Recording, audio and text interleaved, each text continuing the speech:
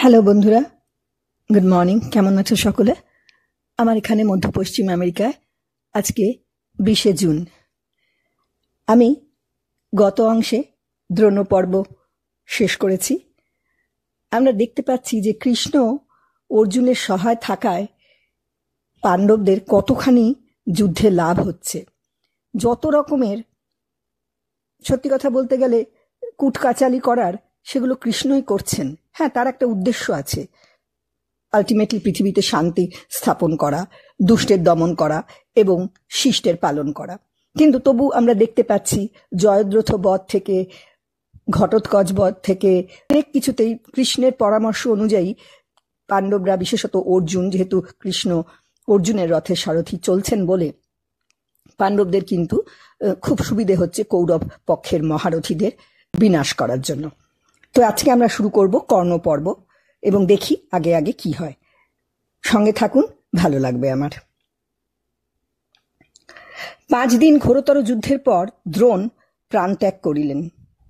ইহার পর কাহাকে সেনাপতি করা যায় এ বিষয়ে পরামর্শ আরম্ভ হইলে অশ্বত্থামা বলিলেন, মহাবীর কর্ণ অসাধারণ যোদ্ধা, অতএব তাহাকে আমরা সেনাপতি করিয়া শত্রুদিগকে বিনাশ করিব। তখন দুর্যোধন বলিলেন, হে কর্ণ, তোমার মতো যোদ্ধা তো আর কেহই নহে, সুতরাং তুমিই এখন আমাদের সেনাপতি হও। একথায় কর্ণ বলিলেন, মহারাজ, আমি পূর্বেই বলিয়াছি যে পাণ্ডবদিগকে পরাজয় করিব। এখন আমি তোমার সেনাপতি হইতেছি, সুতরাং মনে করো যেন পাণ্ডবেরা হারিয়াই গিয়াছে। তখনই ধুমধামের সহিত কর্ণকে সেনাপতি করা হইল। তারপর রাত্রি প্রভাত হইবা মাত্র দেখা গেল যে সাজ সাজ বলিয়া সকলে যুদ্ধের জন্য ব্যস্ত। কর্ণকে সেনাপতি করিয়া আবার কৌরবদিগের সাহস ফিরিয়া আসিয়াছে। তাহাদের এই বিশ্বাস হইয়াছে যে ভীষ্ম আর দ্রোণ স্নেহ করিয়া পাণ্ডবদিগকে ছাড়িয়া দিয়াছিলেন, কিন্তু এবারে কর্ণের হাতে আর তাহাদের রক্ষা নাই। সুতরাং সেদিন যুদ্ধ আরম্ভের সময় সকলেরই খুব উৎসাহ দেখা গেল। আজ বিশাল হাতিতে চড়িয়া ভীম যুদ্ধে নামিয়াছেন। যাহার সহিত প্রথমে তাহার যুদ্ধ হইল তাহার নাম খেমমূর্তি। তিনিও হাতির উপরে এবং অসাধারণ বীরও বটে। প্রথমে যুদ্ধ অনেকটা সমানে সমানেই চলিল। এমনকি খেমমূর্তি আগে নারাচের ঘায়ে ভীমের হাতিকে মারিয়া ফেলিলেন। ভীম সেই হাতি পরিবার পূর্বেই তাহা হইতে লাফাইয়া পড়িয়া খেমমূর্তির হাতিকে এমন লাথি মারিলেন যে হাতি তাহাতে চ্যাপ্টা হইয়া মাটির ভিতরে ঢুকিয়া গেল। তখন খেমমূর্তি মাটিতে নামিয়া রোষ ভরে যুদ্ধে অগ্রসর হওয়া মাত্র ভীম পদাঘাতে তাহার প্রাণ বাহির করিয়া দিলেন। তারপর অশ্বত্থামার সঙ্গে ভীমের অনেকক্ষণ যুদ্ধ হয়। যুদ্ধ করিতে করিতে শেষে দুইজনেই অজ্ঞান হইয়া যাওয়ায় সারথীরা তাহাদিগকে লইয়া প্রস্থান করে। এদিকে অর্জুনকে অবশিষ্ট সংসপ্তক দিগের সহিত ঘোরতর যুদ্ধে রত দেখিয়া অশ্বত্থামা তাহাকে আক্রমণ করিলেন এবং বেশ একটু জব্দও হইলেন। তখন অর্জুন আবার সংসপ্তক দিগকে আক্রমণ করা মাত্র আবার অশ্বত্থামা আসিয়া উপস্থিত। কিন্তু এবারে হাতে, বুকে ও মাথায় বাণের খোঁচা খাইয়া অশ্বত্থামা একটু বিশেষ রূপে সাজাও পাইলেন। তাহার ঘোড়াগুলিরও কম দুর্দশা হইল না। ইহার উপর আবার তাহাদের রাশ কাটিয়া যাওয়াতে তাহারা অশ্বত্থামাকে লইয়া সেখানে হইতে যে ছুট দিল, রণক্ষেত্রের বাহিরে না গিয়া আর থামিল না। অশ্বত্থামাও ভাবিলেন ভালোই হইয়াছে। তারপর আর একজন অর্জুনকে আক্রমণ করিলেন। তাহার নাম দণ্ডধার। তিনি মরিলে আসিলেন তাহার ভাই দণ্ড। দণ্ড মরিলে আবার সংসপ্তকেরা আসিল। অপরদিকে কর্ণ পাণ্ডবকে বধ করিয়া বিস্তর পাণ্ডব সৈন্য মারিয়াছেন। তারপর নকুলকে আক্রমণ করাতে দুইজনে যুদ্ধ চলিয়াছে। দুইজনেই দুইজনের বাণে আচ্ছন্ন। মেঘের ছায়ার ন্যায় বাণের ছায়ায় রণস্থল ঢাকিয়া গিয়াছে। এমন সময় কর্ণের বাণে নকুলের ধনুক কাটা গেল। তারপর দেখিতে দেখিতে তাহার সারথি, ঘোড়া, রথ, অস্ত্র সকলই গেল। আর তাহার যুঝিবার ক্ষমতা রহিল না। তখন তিনি পলায়নের আয়োজন করা মাত্র কর্ণ আসিয়া তাহার গলায় ধনুকের ফাঁস লাগাইয়া দেওয়াতে বেচারার সে পথ বন্ধ হইয়া গেল। কর্ণ ইচ্ছা করিলেই তখন নকুলকে বধ করিতে পাইতেন, কিন্তু কুন্তির কথা মনে করিয়া কেবল এই বলিয়াই ছাড়িয়া দিলেন, যাও ঘরে যাও, আর বড় বড় কৌরবদের সহিত যুদ্ধ করিতে আসিও না। ইহার পর আর কর্ণের বিক্রম সহ্য করিতে না পারিয়া সৈন্যদের দুর্গতির একশেষ হইয়া উঠিল। এদিকে কৃপের হাতে পড়িয়া ধৃষ্টদ্যুম্নেরও প্রায় শেষ দশা। অনেকে ভাবিল তিনি বুঝিবা মারাই যান। সারথি তাহাকে বলিলেন, বড়ই তো বিপদ দেখিতেছি, রথ ফিরাইব নাকি? ধৃষ্টদ্যুম্ন বলিলেন, আমি ঘামিয়া কাঁপিয়া আর মাথা ঠিক রাখিতে পারিতেছি না। চলো এখন এই বামুনকে ছাড়িয়া শীঘ্র ভীম বা অর্জুনের কাছে যাই। সারথি তাহাই করিল। দুর্যোধন আর যুধিষ্ঠিরের যুদ্ধ অতি অদ্ভুতই হইয়াছিল। দুর্যোধন যুধিষ্ঠিরের ধনুক কাটিলেন। যুধিষ্ঠির তৎক্ষণাৎ অন্য ধনুক লইয়া দুর্যোধনের ধনুক কাটিয়া তাহার উত্তর দিলেন। যুধিষ্ঠিরের 3 বাণ দুর্যোধনের বুকে আসিয়া পড়িল। দুর্যোধন তাহা গ্রাহ্য না করিয়া উল্টিয়া যুধিষ্ঠিরকে 5 বাণ আর একটা শক্তি মারিলেন। সেই শক্তি কাটা গেলে দুর্যোধন মারিলেন একটা ভল্ল। তাহার উত্তরে যুধিষ্ঠিরের এক বাণ আসিয়া তাহার গায়ে বিষম বিঁধিয়া গেল। তখন দুর্যোধন বিশাল গদা হাতে যুধিষ্ঠিরকে মারিতে গিয়া তাহার শক্তির ভীষণ ঘায়ে রথের উপর অজ্ঞান হইয়া পড়িলেন। এমন সময় ভীম আসিয়া যুধিষ্ঠিরকে বারণ করিয়া বলিলেন, আমি প্রতিজ্ঞা করিয়াছি দুর্যোধনকে মারিব, সুতরাং আপনার এখন উহাকে মারা উচিত নহে। এ কথায় যুধিষ্ঠির দুর্যোধনকে ঝাড়িয়া দিলেন। তারপর সন্ধ্যা পর্যন্ত বড়ই ভয়ানক যুদ্ধ চলিল। এই সময় সর্বাপেক্ষা অধিক বীরত্ব দেখান কর্ণ আর অর্জুন। দুজনেই অসংখ্য সৈন্য বিনাশ করেন। বিশেষত কর্ণের অত্যন্ত বাড়াবাড়ি আরম্ভ হইলে অর্জুন এমনই অসাধারণ যুদ্ধ করেন যে কৌরবেরা তাহা দেখিয়া ভয়ে চক্ষু বুজিয়া আর্তনাদ করিতে থাকেন। তাহাদের ভাগ্য বলে এই সময় সন্ধ্যা আসিয়া উপস্থিত হইল। তখন তাহারা যুদ্ধ শেষ করিতে আর কিছুমাত্র বিলম্ব করিলেন না। কর্ণ সর্বদাই বড় বড় কথা কহেন। সেদিন নাকালের একশেষ হইয়াও তিনি বলিলেন, অর্জুন আজ হঠাৎ অস্ত্রবৃষ্টি করিয়া আমাদিগকে ফাঁকি দিয়াছে, কিন্তু কাল আমি তাহাকে ঠিকই জব্দ করিব। রাত্রি প্রভাত হইলে কর্ণ দুর্যোধনকে বলিলেন, আজ হয় আমি অর্জুনকে মারিব, না হয় সে আমাকে মারিবে, কিন্তু আমার একজন ভালো সারথি চাই। আমার বিজয় নামক বিশ্বকর্মা নির্মিত যে আশ্চর্য ধনুক আছে তাহা অর্জুনের গান্ডীবের চেয়ে কম নহে। এখন কৃষ্ণের মতো একটি সারথি পাইলেই আমি পাণ্ডবদিগকে অনায়াসে পরাজিত করিতে পারি। তারপর তিনি বলিলেন, শল্য যদি আমার সারথি হন তবে নিশ্চয়ই অর্জুনকে বধ করিব। মহাবীর শল্য কৃষ্ণ অপেক্ষাও ভালো সারথি, আর আমি তো অর্জুনের চেয়ে বড় যোদ্ধা আছি। সুতরাং শল্য আমার সারথি হইলে দেবাসুরগণও আমার হাত বাঁচিয়া যাইতে পারিবেন না। তখন দুর্যোধন শল্যকে বলিলেন, মামা, আপনাকে কর্ণের সারথি হইতে হইতেছে। এ কথা শল্য রাগে চোখ ঘুরাইয়া বলিলেন, কি এত বড় কথা? আমাকে বলো সুতপুত্রের সারথি হইতে? আমি কি তাহার চেয়ে কম যে আমি তাহার সারথি হইতে হইবে? চলিলাম আমি এখান হইতে। ইহাতে দুর্যোধন ব্যস্ত হইয়া বলিলেন, রাম রাম, আপনি কেন তাহার চেয়ে কম হইতে পাইবেন? কৃষ্ণ কি অর্জুনের চেয়ে কম? আমি তো মনে করি কৃষ্ণ অর্জুনের চেয়ে বড়, আর আপনি কি কৃষ্ণের চেয়েও বড়? এ কথা শল্য বলিলেন, তুমি যে আমাকে কৃষ্ণের চেয়েও বড় বলিলে, ইহাতে আমি বড়ই তুষ্ট হইলাম। আচ্ছা, তবে আমি কর্ণের সারথি হইব, কিন্তু আমার একটা নিয়ম থাকিবে, আমার যাহা খুশি তাহাই আমি কর্ণকে বলিব। কর্ণ তাহাতেই রাজি হইয়া রথে উঠিলেন, আর উঠিয়াই শল্যকে বলিলেন, রথ চালাও, আমি এখনই অর্জুনকে সংহার করিব। তাহাতে শল্য বলিলেন, সুতপুত্র, ইন্দ্র যাহাকে ভয় করেন, তুমি কোন সাহসে তাহাকে অবহেলা করিতেছ? যুদ্ধ আরম্ভ হইলে আর তোমার মুখে এমন কথা শোনা যাইবে না। কর্ণ বলিলেন, আজ যদি যম, বরুণ, কুবের এবং ইন্দ্রও বন্ধু বান্ধব লইয়া অর্জুনকে রক্ষা করিতে আসেন, তথাপি আমি তাহাদিগকে শুদ্ধ অর্জুনকে পরাজয় করিব। শল্য বলিলেন, তোমার ক্ষমতা খুব আছে বটে, কিন্তু কথা কও তাহার চেয়েও অনেক বেশি। তুমি কখনোই অর্জুনের সমান নহে। পলায়ন না করিলে আজ তাহার হাতে তোমার প্রাণ যাইবে। কর্ণ বলিলেন, যখন অর্জুন আমাকে পরাজয় করিবে তখন আসিয়া তাহার বড়াই করিও। তখন শল্য, বেশ কথা, তাহাই হইবে বলিয়া রথ চালাইয়া দিলেন। কর্ণ পাণ্ডব সৈন্য দেখিতেই বলিলেন, তোমাদের মধ্যে যে অর্জুনকে দেখাইয়া দিবে তাহাকে গাড়ি ভরিয়া রত্ন দিব, 6 হাতির রথ দিব, 100 গ্রাম দিব, আর কৃষ্ণ ও অর্জুনকে মারিয়া তাহাদের সকল ধন দিব। এ কথা শল্য হাসিয়া বলিলেন, তোমার হাতিটাতে কিছুই দিতে হইবে না, অর্জুনকে অমনি দেখিতে পাইবে। এতক্ষণে কর্ণের রাগ হইল। তিনি বলিলেন, তুমি নিতান্ত মূর্খ, যুদ্ধের কিছুই জানো না, তুমি চুপ করো। তোমার মতো 100 জনে আসিয়া থাকিলেও আমি ভয় পাইব না। শল্য বলিলেন, তাই তো, তোমার দেখিতেছি মাথা খারাপ হইয়াছে, চিকিৎসার দরকার। এইরূপে ক্রমাগত উপহাস করিয়া শল্য কর্ণের মন ভাঙিয়া দিলেন। ইহার অর্থ আর কিছুই নহে, কর্ণের তেজ কমাইয়া দিবার জন্য পাণ্ডবদিগের নিকট যে প্রতিজ্ঞা করিয়াছেন সেই প্রতিজ্ঞা পালন করা। যুদ্ধের সময়ও একটু সুযোগ পাইলেই, ওই দেখো অর্জুন কেমন বীর, তুমি উহার সঙ্গে পারিবে না, এইরূপ নানা কথা বলিয়া তিনি বেচারাকে ব্যস্ত করিয়া তোলেন। তথাপি কর্ণ যেরূপ যুদ্ধ করিতে লাগিলেন তাহা অতি অদ্ভুত। অর্জুন যত কৌরব সৈন্য মারিলেন, কর্ণ তাহা অপেক্ষা কম পাণ্ডব সৈন্য মারিলেন না। ধৃষ্টদ্যুম্ন, সাত্যকী, ভীম, সহদেব, শিখণ্ডী, যুধিষ্ঠির ও দ্রৌপদীর পুত্রগণ ইহারা সকলেই তাহার নিকট হটিয়া গেলেন।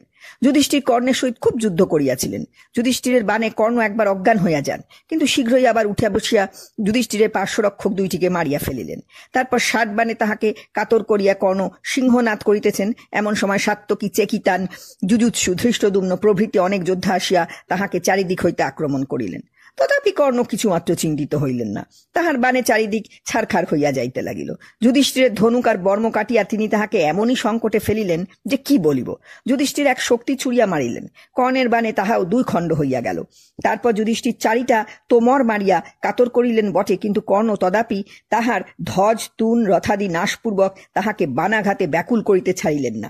তখন যুধিষ্ঠির অন্য রথে চড়িয়া পলায়নের আয়োজন করিলে কর্ণ অমনি ছুটিয়া গিয়া তাহার কাঁধে হাত দিলেন। এমন সময় শল্য বলিলেন, করো কি সুতপুত্র, উহাকে ধরিলেই উনি তোমাকে ভস্ম করিয়া ফেলিবেন। যাহা হোক, কুন্তির কথা কর্ণের মনে ছিল, তাই তিনি যুধিষ্ঠিরের কোনো অনিষ্ট করিলেন না, কেবল কিছু গালি দিয়াই তাহাকে ছাড়িয়া দিলেন। যুধিষ্ঠিরকে হারিতে দেখিয়া কৌরবরা তাহার সৈন্য মারিয়া শেষ করিতে লাগিল, আর ভীম ও সাত্যকী প্রভৃতি বীরগণের হাতে তাহার শাস্তিও পাইল ভালো মতোই। দুর্যোধন চিৎকারপূর্বক তাহাদিগকে বলিতে লাগিলেন, তোমরা পলায়ন করিও না, পলায়ন করিও না। কিন্তু তাহার কথা কে শোনে? ইহা দেখিয়া কর্ণ শল্যকে বলিলেন, শীঘ্র ভীমের নিকট রথ লইয়া চলো। ভীম তখন কর্ণের সহিত যুদ্ধ করিবার জন্য সিংহনাদপূর্বক সেই দিকেই আসিতেছিলেন। তাহা দেখিয়া শল্য কর্ণকে বলিলেন, ওই দেখো ভীম আসিতেছে, আজ সে তাহার বহুদিনের রাগ তোমার উপর ঝাড়িবে। তারপর ভীমের আর কর্ণের ঘোরতর যুদ্ধ হইল। যুদ্ধ করিতে করিতে ভীম কর্ণকে এমনই ভয়ঙ্কর বাণ ছুড়িয়া মারিলেন যে তাহা পর্বতে লাগিলে পর্বত ফাটিয়া যাইত। সে বাণ খাইয়া আর কর্ণকে যুদ্ধ করিতে হইল না। তিনি তখনই চিত হইয়া রথের ভিতর পড়িয়া অজ্ঞান হওয়ায় শল্য তাহাকে সেখান হইতে লইয়া গিয়া তাহার প্রাণ রক্ষা করিলেন। কর্ণের পরাভব দেখিয়া দুর্যোধন তাহার ভাইদিগকে যুদ্ধ পাঠাইলেন। তখন বেচারাতে যে দুর্দশা! যুদ্ধ ভালো করিয়া আরম্ভ হইতে না হইতেই তাহাদের 6 জন মরিয়া গেল। আর সকলে তখন ভাবিল বুঝি জম আসিয়াছে, কাজেই তাহারা ঊর্ধ্বশ্বাসে পলায়ন করিল। তখন আবার কর্ণ আসিয়া ভীমকে আক্রমণ করাতে ভীম এক বিশিকের ঘায়ে তাহাকে অস্থির করিয়া দিলেন। কর্ণ তথাপি তাহাতে কাতর না হইয়া ভীমের ধনুক আর রথ চূর্ণ করিলেন। তাহাতে ভীম মহারোষে গদা লইয়া এমনই যুদ্ধ আরম্ভ করিলেন যে কৌরবদিগের 700 হাতি দেখিতে দেখিতে ঘণ্ট হইয়া গেল। তখন আর কৌরবদের পলায়ন ভিন্ন কথা নাই। এদিকে কর্ণ যুধিষ্ঠিরকে সামনে পাইয়া তাহাকে এমনই তাড়া করিয়াছেন যে তিনি পালাইবার পথ পান না। তাহাতে ভীম ছুটিয়া আসিয়া আবার কর্ণকে আক্রমণ করিলেন। ততক্ষণে কৃপ, অশ্বত্থামা, কৃতবর্মা প্রভৃতি বীরগণ সেখানে উপস্থিত হইলে অনেকক্ষণ সাংঘাতিক যুদ্ধ চলিল। অর্জুন তখন সংসপ্তক ও নারায়ণী সৈন্য প্রভৃতির সহিত ঘোরতর যুদ্ধে ব্যস্ত। উহাদের মধ্যে সুশর্মা অর্জুনের সহিত ভয়ানক যুদ্ধ করেন, এমনকি একবার তাহাকে অজ্ঞান করিতেও ছাড়েন নাই। কিন্তু অর্জুন ঐন্দ্রাস্ত্র মারিয়া তাহাদের সকলকেই জব্দ করিয়া দিলেন। অশ্বত্থামা আর যুধিষ্ঠিরের অনেকক্ষণ খুব যুদ্ধ হইয়াছিল। এই যুদ্ধে সাত্যকী মাঝে মাঝে যুধিষ্ঠিরের সাহায্য করিয়াছিলেন, কিন্তু অশ্বত্থামার বাণে যুধিষ্ঠির ক্রমে এমনই আচ্ছন্ন হইয়া পড়িলেন যে তখন আর তাহার সেখান হইতে প্রস্থান করা ভিন্ন উপায় রহিল না। অশ্বত্থামা সেদিন অর্জুনের সঙ্গেও কম যুদ্ধ করেন নাই, এমনকি তাহার তেজে অর্জুনকে কাতর হইতে হয়। তখন কৃষ্ণ আশ্চর্য হইয়া তাহাকে জিজ্ঞাসা করেন, আজ কেন তোমার তেজ কমিয়া গেল? গান্ডীব কি তোমার হাতে নাই, নাকি হাতে লাগিয়াছে? যা হোক, এইরূপভাবে অনেকক্ষণ যায় নাই। শেষে অশ্বত্থামাকে নিতান্তই নাকাল হইয়া সেখান হইতে চলিয়া যাইতে হয়। ইহার পরে অশ্বত্থামা ধৃষ্টদ্যুম্নকে আক্রমণ করেন। ধৃষ্টদ্যুম্নের ধনুক, রথ, ঘোড়া, সারথি প্রভৃতি মুহূর্তের মধ্যে চূর্ণ হইয়া গেল। তারপর তাহাকে খালি হাতে পাইয়া অশ্বত্থামা বানে বানে তাহাকে ক্ষতবিক্ষত করিলেন, কিন্তু তথাপি তিনি তাহাকে বধ করিতে পারিলেন না। তখন তিনি ছুটিয়া তাহাকে ধরিতে আসিলেন। কৃষ্ণ অর্জুনকে বলিলেন, ওই দেখো ধৃষ্টদ্যুম্নের কি দুর্দশা। তখন অর্জুন অশ্বত্থামাকে আক্রমণ করিয়া ধৃষ্টদ্যুম্নের প্রাণ রক্ষা করিলেন। এই সময় কর্ণ প্রভৃতি বীরেরা যুধিষ্ঠিরকে ধরিবার চেষ্টায় তাহাকে আক্রমণ করেন। কর্ণের বাণে নিতান্ত ক্লেশ পাইয়াও যুধিষ্ঠির অনেকক্ষণ এমনই তেজের সহিত যুদ্ধ করেন যে তাহাতে কৌরবদের দলে হাহাকার উপস্থিত হয়। কিন্তু শেষকালে কর্ণের বাণ একেবারে অসহ্য হইয়া উঠাতে তিনি সারথীকে বলিলেন, শীঘ্র এখান হইতে রথ লইয়া চলো। তাহাকে ধৃতরাষ্ট্রের পুত্রেরা ধর ধর বলিয়া তাহার পিছু পিছু তাড়া করিল। কিন্তু পাণ্ডব সৈন্যরা ছুটিয়া আসিয়া তাহাদিগকে এমনই শিক্ষা দিল যে আর তাহারা বেয়াদপি করতে সাহস পাইল না। এদিকে রাজা যুধিষ্ঠির বানাঘাতে নিতান্ত কাতর হইয়া নকুল ও সহদেবের সঙ্গে ধীরে ধীরে শিবিরে চলিয়াছেন। ইতিমধ্যে আবার কর্ণ আসিয়া তাহার গায়ে বাণ মারিতে আরম্ভ করিলেন। তাহারা 3 জনে মিলিয়াও কর্ণকে কিছুতেই বারণ করিতে পারিলেন না। কর্ণের বাণে যুধিষ্ঠিরের ঘোড়া আর পাগড়ি, নকুলের ঘোড়ার রাস আর ধনুক দেখিতে দেখিতে কাটা গেল। সর্বনাশের আর অধিক বাকি নাই। এমন সময় শল্য কর্ণকে বলিলেন, যুধিষ্ঠিরকে লইয়া ব্যস্ত হইয়াছ? অর্জুনের সহিত কখন যুদ্ধ করিবে? ইহাকে মারিয়া ফল কি? আগে অর্জুনকে মারো। আর ওই দেখো দুর্যোধন ভীমের হাতে পড়িয়াছেন, ইহাদিগকে ছাড়িয়া আগে তাহাকে বাঁচাও। একথায় কর্ণ তাড়াতাড়ি দুর্যোধনকে সাহায্য করিতে গেলেন। যুধিষ্ঠিরের রক্ষা পাইলেন। আঘাতের যাতনায় তিনি এতই কাতর হইয়াছিলেন যে শিবিরে আসিয়াই তাহাকে শয়ন করিতে হইল। এদিকে আবার অশ্বত্থামা আর অর্জুনের যুদ্ধ আরম্ভ হইয়াছে। এবারেও অশ্বত্থামার তেজের কোনো অভাব নাই, কিন্তু তাহার সারথি হত আর ঘোড়া ক্ষিপ্ত হওয়ায় তিনি একটু বিপদে পড়িয়াছেন। ঘোড়াগুলি অর্জুনের বাণে অস্থির হইয়া রথ রথি সব শুদ্ধ রণস্থল হইতে ছুট দিল। তারপর পাণ্ডব যোদ্ধাগণের তাড়া খাইয়া কৌরবদিগের সৈন্যগুলিও পলায়ন করতে পারিলে বাঁচে। তখন দুর্যোধন কর্ণকে বিনয়পূর্বক বলিলেন, ওই দেখো তুমি থাকিতেই সৈন্যগুলি পলায়ন করিতেছে, আর তাহারা তোমাকেই ডাকিতেছে। একথায় কর্ণ তাহার বিজয় নামক বিশ্বকর্মা নির্মিত সেই আশ্চর্য পুরাতন ধনুকে ভার্গব অস্ত্র জুড়িয়া নিক্ষেপ করিলেন। পাণ্ডব সৈন্যদের আর দুর্দশার অবধি রইল না। তখন তাহারা দাবানলভীত জন্তুর ন্যায় চেঁচাইতে লাগিল। সেই চুৎকার শুনিয়া অর্জুন কৃষ্ণকে বলিলেন, ওই দেখুন ভার্গ অস্ত্রে সৈন্যগণের কি দুর্দশা হইতেছে, শীঘ্র কর্ণের নিকট রথ লইয়া চলুন। কিন্তু কৃষ্ণ ভাবিলেন যে কর্ণ আরো খানিক যুদ্ধ করিয়া ক্লান্ত হইলে অর্জুন সহজেই তাহাকে বধ করিতে পারিবেন। কাজেই তিনি কর্ণের দিকে না গিয়া অর্জুনকে বলিলেন, মহারাজ যুধিষ্ঠির কর্ণের বাণে বড়ই কাতর হইয়াছেন, আগে তাহাকে শান্ত করিয়া তারপর কর্ণকে মারা যাইবে। তখন তাহারা তাড়াতাড়ি শিবিরের দিকে আসিতেছেন, এমন সময় অশ্বত্থামা আসিয়া রোষে অর্জুনকে আক্রমণ করিলেন। যাহা হোক, অশ্বত্থামাকে পরাজয় করিতে অনেক সময় লাগিল না। তারপর ভীমের হাতে কৌরবদিগের নিবারণের ভার দিয়া তাহারা যুধিষ্ঠিরকে দেখিতে গেলেন। সেখানে অনেক কথাবার্তার পর তথা হইতে চলিয়া আসিবার সময় অর্জুন প্রতিজ্ঞা করিলেন, আজ হয় আমি কর্ণকে মারিব, না হয় কর্ণ আমাকে মারিবে। এদিকে ভীম সেই অবধি আর এক মুহূর্তের জন্য যুদ্ধে ক্ষান্ত হন নাই। আজিকার যুদ্ধে তাহার বড়ই আনন্দ বোধ হইতেছে। তিনি সারথি বিশোককে ডাকিয়া বলিলেন, বিশোক, আমার বড়ই উৎসাহ হইতেছে। এখন আর কোন রথটা সপক্ষের আর কোনটা বিপক্ষের তা বুঝিতে পাইতেছি না। একটু সতর্ক থাকিও, যেন শত্রুবোধে মিত্রকে মারিয়া না বসি। আজ প্রাণ ভরিয়া শত্রু মারিব। দেখো তো অস্ত্রশস্ত্র কি পরিমাণ আছে। বিশোক বলিল, এখনো 10,000 স্বর, 10,000 খুর, 10,000 ভল্ল, 2,000 নারাজ, 3,000 প্রদর আর অসংখ্য গদা, অসি, মুদগর, শক্তি ও তোমার রহিয়াছে। আপনি নিশ্চিন্তে যুদ্ধ করুন, অস্ত্র ফুরাইবার কোনো ভয় নাই। এই সময় অর্জুন কৌরব সৈন্য ছাড়খাড় করিয়া অতি ভয়ঙ্কর যুদ্ধ করিতেছিলেন। সেই যুদ্ধের ঘোরতর শব্দ ভীমের নিকট আসিয়া পৌঁছাইলে তিনিও যার পর নাই উৎসাহ হইয়া সিংহনাদ করিতে করিতে কৌরবদিগের একেবারে পিষিয়া দিতে লাগিলেন। তখন আর কেহই তাহার সম্মুখে দাঁড়াইতে পারিল না। অন্যদিকে কর্ণ পাণ্ডব সৈন্যদিগকে মারিয়া আর কিছু বাকি রাখেন নাই। তাহারা তখন ভয়ে এমনই হইয়াছে যে আর যুদ্ধ করিবার জন্য তাহাদের হাত উঠিতা। বাস্তবিক তখন দুই পক্ষে কত লোক যে মরিয়াছিল তাহার সংখ্যা রাখে এমন কাহার সাধ্য। দুই পক্ষে প্রায় প্রত্যেক বড় বড় বীর সে সময় হাজার হাজার সৈন্য বিনাশ করিয়াছেন। ইহার মধ্যে একবার দুঃশাসন ভীমকে আক্রমণ করেন। ইহাতে প্রথমেই ভীমের বাণে তাহার ধনুক আর ধ্বজা কাটা যায়, নিজের কপালেও একটি বাণ বিধে। তারপর এক বাণ আসিয়া তাহার সারথির মাথা কাটিয়া ফেলে। তখন দুঃশাসন তাড়াতাড়ি অন্য ধনুক লইয়া ভীমকে 12টি বাণ মারেন এবং নিজ হাতে ঘোড়ার রাশ ধরিয়া এক ভীষণ বাণে তাহাকে অজ্ঞান করিতেও ছাড়েন নাই। ইহার উপর আবার তিনি এক বাণে ভীমের ধনুক কাটিয়া তাহার সারথিকে 9টি এবং তাহাকে বহুতর বাণ মারাতে ভীম রাগের ভরে তাকে একটি শক্তি ছুড়িয়া মারেন। দুঃশাসন আকর্ণ ধনুক টানিয়া 10 বাণে সেই জ্বলন্ত উল্কাবৎ শক্তি খণ্ড খণ্ড করিয়া ফেলিলেন। তারপর তিনি বাণে বাণে ভীমকে জর্জরিত করিতে থাকিলে ভীম তাহাতে বিষম ক্রোধভরে বলিলেন, তুমি তো আমাকে খুবই মারিলে, এখন আমার এই গদাটিকে সামলাও দেখি। বলিতে বলিতে তিনি এক বিশাল গদা দুঃশাসনকে ছুড়িয়া মারিলেন। দুঃশাসনও ভীমকে একটা শক্তি মারিলেন বটে, কিন্তু তা অধ্যপথে গদায় ঠেকিয়া খণ্ড খণ্ড হইয়া গেল। তারপর সেই দারুণ গদা দুঃশাসনের রথ আর সারথিকে চূর্ণ করিয়া তাহার মাথায় পড়িলে তিনি তাহার আঘাতে 10 ধনু দূরে নিক্ষিপ্ত হইলেন। এই অবস্থায় দুঃশাসনকে যাতনায় ছটফট করিতে দেখিয়া ভীমের পুরাতন প্রতিজ্ঞার কথা মনে হইল। এই দুরাত্মাই দ্রৌপদীকে সেই সভার মাঝে চুলে ধরিয়া আনিয়া অপমান করিয়াছিল। তখন ভীম বলিয়াছিলেন, আমি ইহার বুক চিরিয়া রক্ত খাইব। সেই প্রতিজ্ঞার কথা মনে হওয়া মাত্র ভীম কর্ণ, দুর্যোধন, কৃপ, অশ্বত্থামা প্রভৃতিকে ডাকিয়া বলিলেন, আজ আমি এই পাপাত্মা দুঃশাসনকে বধ করিব। তোমাদের সাধ্য থাকে তো ইহাকে রক্ষা করো।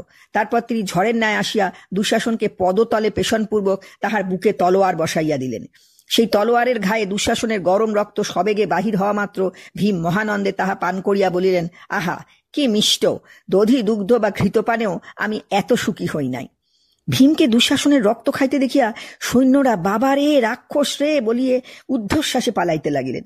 এদিকে ভীম তাহার ভীষণ প্রতিজ্ঞা পালন পূর্বক দুঃশাসনের মাথা কাটিয়া বলিলেন, অতঃপর দুর্যোধন পশুকে মারিয়া পদাঘাতে তাহার মস্তক চূর্ণ করিতে হইবে। এই সময় দুর্যোধনের 10 ভাই রোষভরে ভীমকে আক্রমণ করাতে ভীম 10 ভল্লে সেই 10 জনকে সংহার করিলেন। এ সকল কাণ্ড দেখিয়া আর ভীমের তখনকার সিংহনাদ শুনিয়া অন্যেরা তো পলায়ন করিতেই পারে, নিজে কর্ণ ভয়ে আড়ষ্ট, তাহার মুখে কথা সরে না। তখন শল্য তাহাকে বলিলেন, এখন ওরূপ হইলে চলিবে না, তোমার কাজ করো। কিন্তু কর্ণের পুত্র বৃষসেন এই সময় খুব যুদ্ধ করিয়াছিলেন। তাহার বাণে নকুলের ধনুক, রথ, খড়গ প্রভৃতি কাটা গিয়া অল্পক্ষণের ভিতরেই নিতান্ত সংকট উপস্থিত হইল। ভীম, অর্জুন, কৃষ্ণ প্রভৃতিও তাহার বাণে অক্ষত রহিলেন না। এইরূপে অর্জুনের সহিত তাহার যুদ্ধ বাদিয়া যাওয়াতে অর্জুন কর্ণকে ডাকিয়া বলিলেন, তোমরা সকলে মিলিয়া অভিমন্যুকে মারিয়াছিলে, আমি তোমাদের সম্মুখেই বৃষসেনকে মারিতেছি। ক্ষমতা থাকে তো রক্ষা করো। তারপর অর্জুন হাসিতে হাসিতে 10 বাণে বৃষসেনকে ক্ষতবিক্ষত করিয়া আর 4টি খুঁড়ে তাহার ধনুক, 2টি হাত আর মাথা কাটিয়া ফেলিলেন। ইহাতে কর্ণের প্রাণে কিরূপ লাগিয়াছিল বুঝিতেই পারো। ইহার পরেও কি আর তিনি চুপ করিয়া থাকিতে পারেন? কাজেই তখন অর্জুনের সহিত তাহার যুদ্ধ আরম্ভ হইল।